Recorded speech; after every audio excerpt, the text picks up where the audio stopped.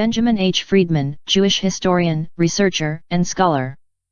Benjamin H. Freedman was one of the most intriguing and amazing individuals of the 20th century. Born in 1890, he was a successful Jewish businessman of New York City and at one time principal owner of the Woodbury Soap Company. He broke with organized Jewry after the Judeo-Communist victory of 1945, and spent the remainder of his life and the great preponderance of his considerable fortune, at least $2.5 million, exposing the Jewish tyranny which has enveloped the United States. Mr. Freedman knew what he was talking about because he had been an insider at the highest levels of Jewish organizations and Jewish machinations to gain power over our nation. Mr. Freedman was personally acquainted with Bernard Baruch, Samuel Untermeyer, Woodrow Wilson, Franklin Roosevelt, Joseph Kennedy, John F. Kennedy, and many more movers and shakers of our times. What follows is an excerpt from Conde McGinley's patriotic newspaper of that time, Common Sense. Mr. Freedman wrote the following. Christians have been duped by the unholiest hoax in all history, by so-called Jews. This is considered their most effective weapon. This big lie technique is brainwashing United States Christians into believing that Jesus Christ was King of the Jews, in the sense that so-called Jews today call themselves Jews. This reference was first made in English translations of the Old and New Testaments, centuries before the so-called Jews hijacked the word Jew in the 18th century AD to palm themselves off on the Christian world as having a kinship with Jesus Christ. This alleged kinship comes from the myth of their common ancestry with the so-called Jews of the Holy Land in the Old Testament history, a fiction based on fable.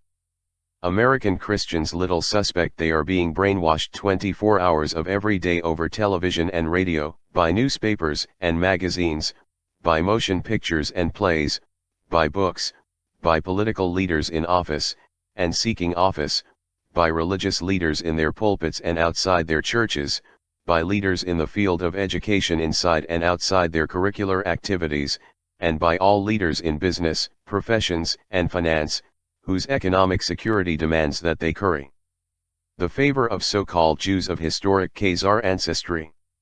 Unsuspecting Christians are subjected to this barrage from sources they have little reason to suspect.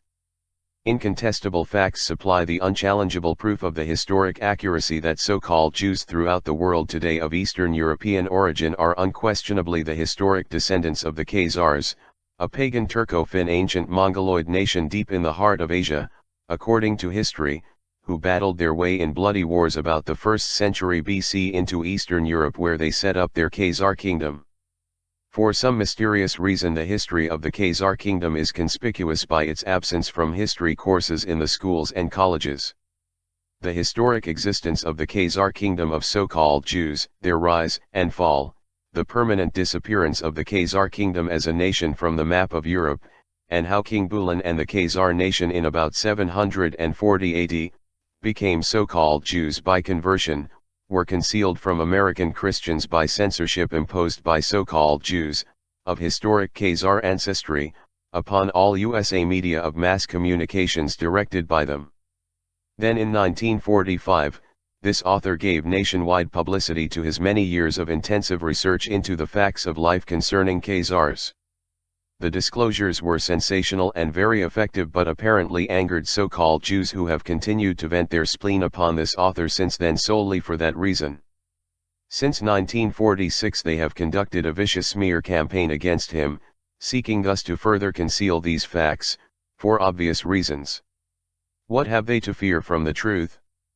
In an original 1903 edition of the Jewish Encyclopedia in New York's Public Library, and in the Library of Congress, Volume 4, pages 1 to 5 inclusive, appears a most comprehensive history of the Khazars.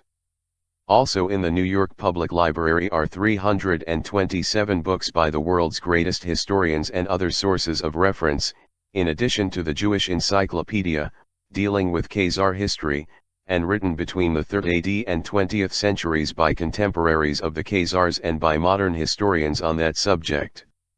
Jesus was a Judean, not a Jew.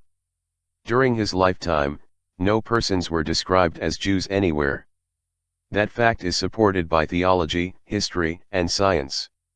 When Jesus was in Judea, it was not the homeland of the ancestors of those who today style themselves Jews.